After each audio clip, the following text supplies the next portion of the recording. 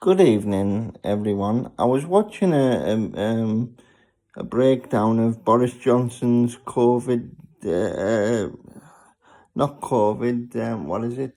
Carbon emissions strategy yesterday. And I done my own calculation. I done a calculation over 30 years. So 1 trillion over 30 years, how much it was going to cost and how are we going to get the money. So it was as follows: £1 trillion over 30 years is £34 billion per year.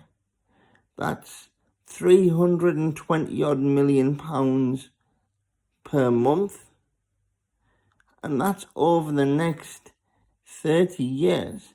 Now, how are we going to get that money? Are we going to rely on public sector investment? You know, he wanted to tax electricity when some people don't have any other means other than electricity. Electricity's already going up and you're going to tax it. He wants to look at nuclear and hydrogen power. Well, you know, how much is that going to cost? Is one fuel alone going to be sufficient enough? For what it's worth, I think you're going to need a mixture of fuels in order to maintain, this green energy path, and in order to be able to make greener choices. Because, they go on about the electric car and they say, oh, the electric car's the way forward. Everybody should be buying an electric car. We're going to introduce electric car, scrappage grants so people can afford an electric car. Well, it's all right saying that, but as inflation rises and as we have to pay for these £1 trillion strategies and plans and whatever, those electric cars could very well become unaffordable. So at the start of this, which is now, you could be saying, right, yeah, I want to invest in a new electric car. I want to make that greener choice. But as the years go on and as inflation rises and as we tax this and tax that and income doesn't rise, benefits might not rise with inflation. Well, they certainly won't. How are people going to afford these greener choices? If you're on low income and that doesn't change, you're going to be stuck. If you're on average income, you're going to be relying on promotion and all the rest of it, which you may not get anyway. So really, this isn't really enough. It doesn't go far enough. We need something with a broader plan.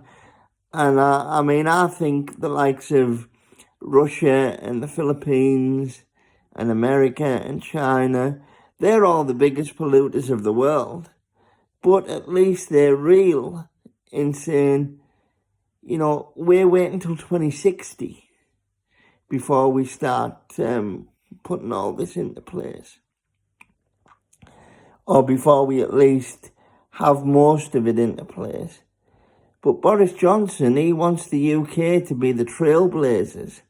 Well, we're like the smallest fish in the big pond in the race to net zero. You know what I mean? Why should we incur all the costs and be the forerunners? We're not this big powerhouse like some of these other polluters are.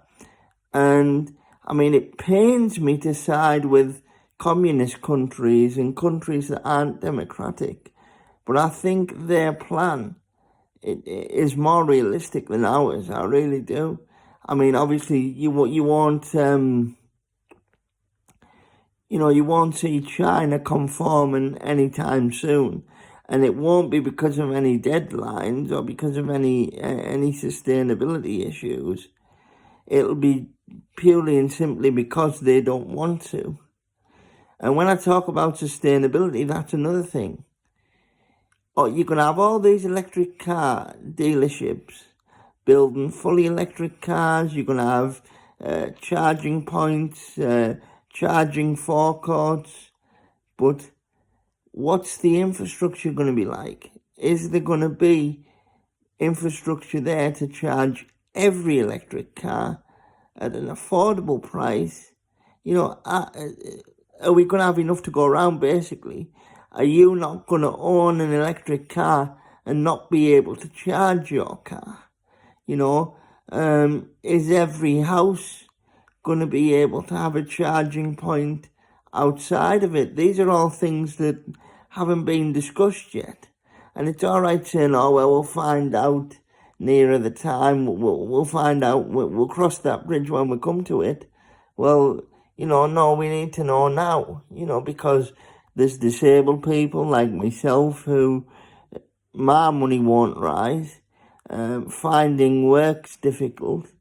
And, we already have to make sacrifices on a daily basis, and we're met with adversity.